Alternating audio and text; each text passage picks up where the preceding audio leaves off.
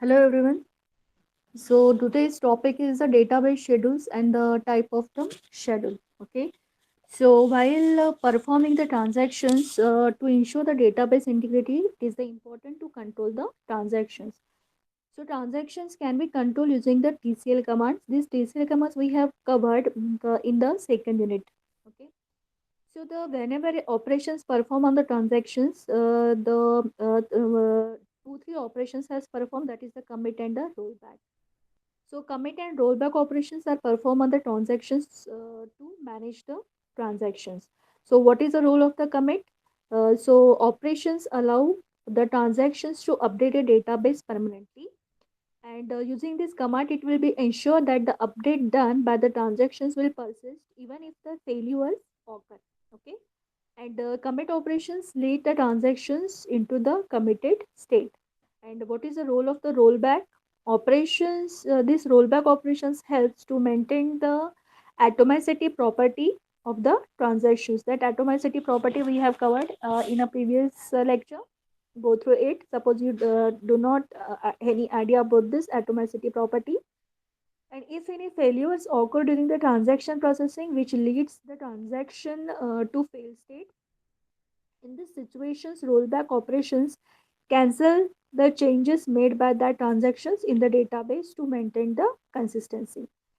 And then the transactions will be aborted. So in the general, three utilities are used to manage these transactions. These utilities are the transaction manager, scheduler, and the recovery manager. So what is the role of the transaction manager? This transaction manager ensures the database proceed from the one consistent state to another consistent state. So, and it ensures that a transaction should not be violated integrity constraint. And next one is the scheduler. What is the scheduler? To provide a specific strategy for the executions of the transactions and corresponding concurrency control. Okay. So whenever there is concurrent operation is or parallel operation is there, so this scheduler is perform the major role to provide a, to in what point of view to avoid the results and conflicts during the concurrent data access. And third one is the recovery manager to restore the data, restore the states of the database it was in the before the failure of the transactions. Now we will focus what is the role of the scheduler and how it will be scheduled. So this is your scheduler, type of the scheduler that is in the database. This chart is represented what type of the different schedulers is available. One is the serial scheduler, another is the non-serial scheduler. Again, non-serial scheduler is divided into the serializable schedule and non-serializable schedule. Again, the serializable schedule having the two types. One is the complex serializable and the view serializable. And this non-serial schedule is again divided into recoverable as well as a non-recoverable schedule, and recoverable again divided into the three types: cascading, cascadeless, and the strict scheduling. So we know that the transactions are set of instructions, and these instructions perform the operations on the database when the multiple transactions are running concurrently. So then there needs to sequence in which the operations are performed, because at a times only one operations can be performed on the database, and this sequence of operation is known as the schedule. So this is the regarding all informations about the schedule. So schedule a collections of several transactions that can be executed in predefined order as a single unit, and this schedule may be combine the operations transactions with the other transactions. This operation must be in the same sequence as they occur in their individual transactions. So schedule is necessary in the situations when the systems has several transactions which are going to be performed on the same database object, most probably in the concurrent operations. If those transactions are executed in parallel, they may be affected result of the performance. So suppose take one example. We will take one example that consider the transaction T1 and T2 are the present in the systems, and both use the values of account A commonly. If one transaction is updating the values which is other transaction accessing, then order of these two transactions will change the result of the second transaction. So hence the schedule is created to execute the transactions. Depending on the arrangements of this transaction, schedule can be divided into the two types. One is the serial as well as the concurrent. Okay, so this is already represented in this graph, serial schedule as well as the non-serial schedule, parallel schedule. So now we will go through the one by one. What is the serial schedule? So in serial schedule, all the transactions in the schedules are executed one after another. Operations of the different transactions are not intercepted with each other. And for example, amount M has the dollar 500 and account N has the dollar 1000 initially. Transaction T1 transfer rupees 200 from the M to N, and the transaction T2 transfer from 100 from M to N. Then T1 and T2 can be scheduled in a two ways. It means that in a serial schedule, the transactions is executed completely before starting the executions of the another transactions. In other words, you can say that in the serial schedule, the transaction does not execute until the concurrently running transaction finish the execution. And this type of the executions of the transaction is also known as a non-interleaved executions. And this is the shown, this serial schedule is showing through this way. This is the transaction T1 and this is the transaction T2. So transaction T2 is reading the variable X, then writing variable value of Y, sorry, X, and again it is reading the X. And after the successfully completions of these transactions, T2 starts the reading the value of Y, reading the value of X, and reading the value of Y.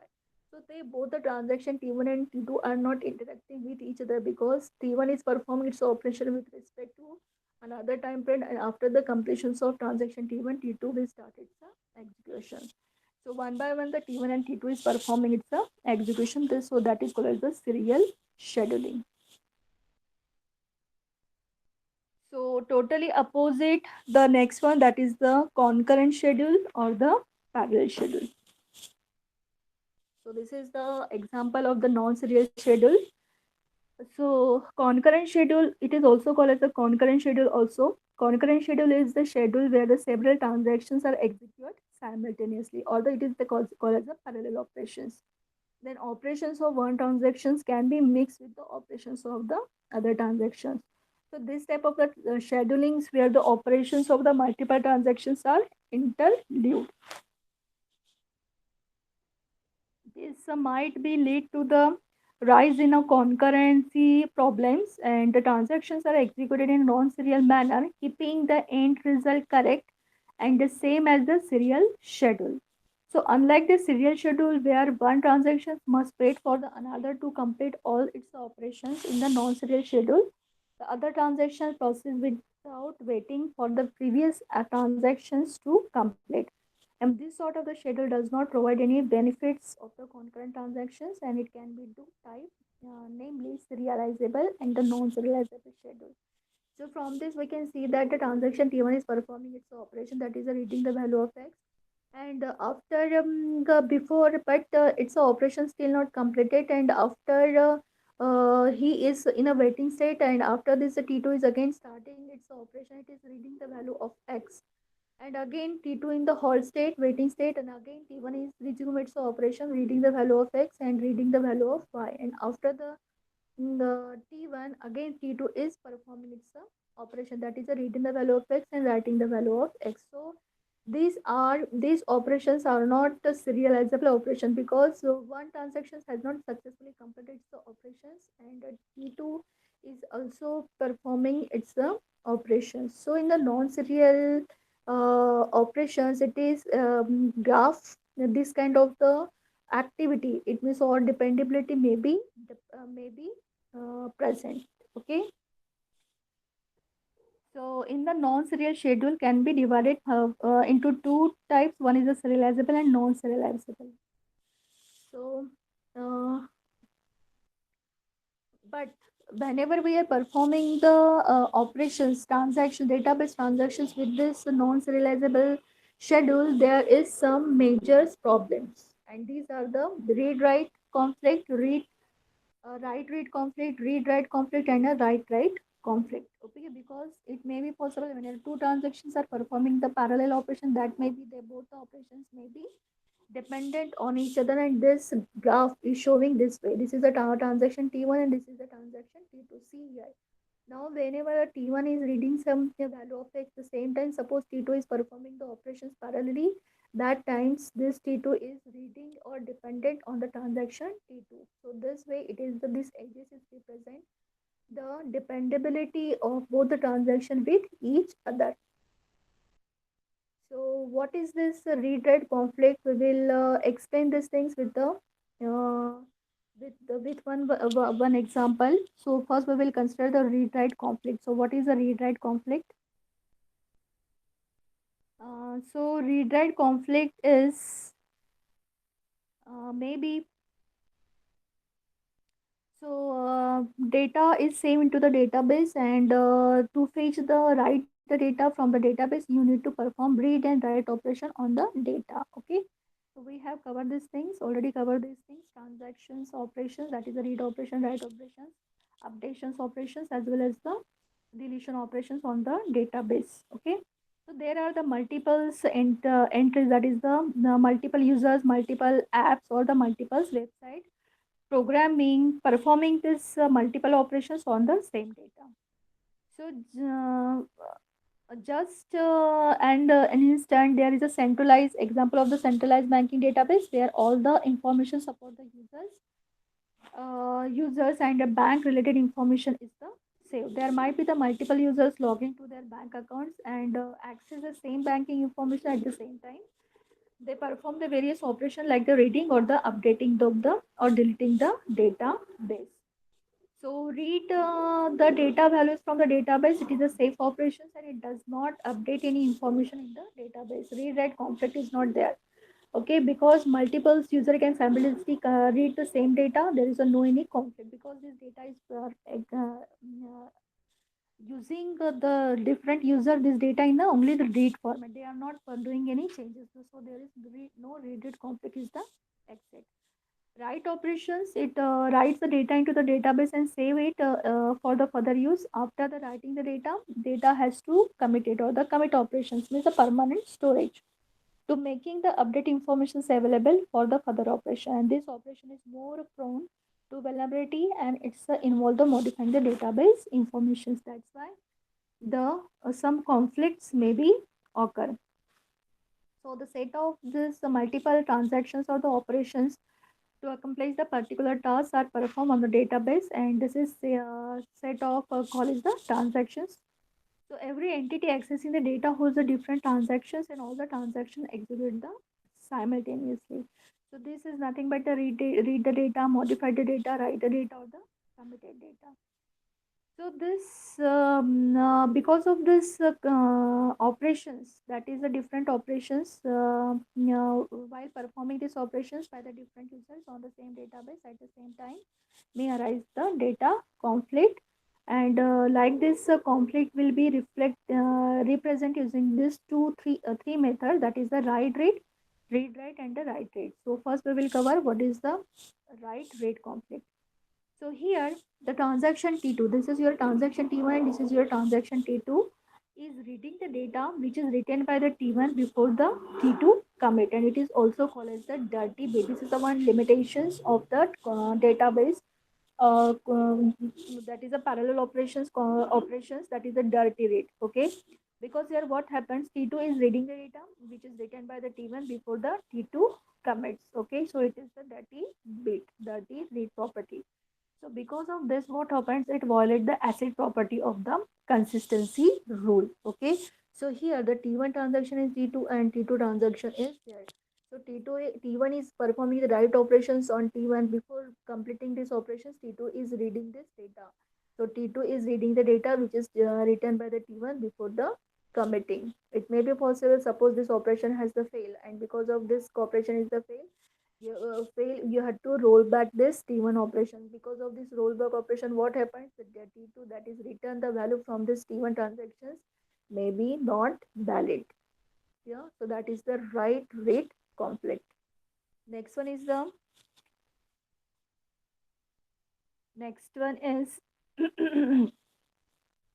so first one is what is the expected behavior through this write read conflict is that the new transaction says T2 should not read the value if any other transaction says. So that is the T1 already has written the data and has not committed. This is the expected.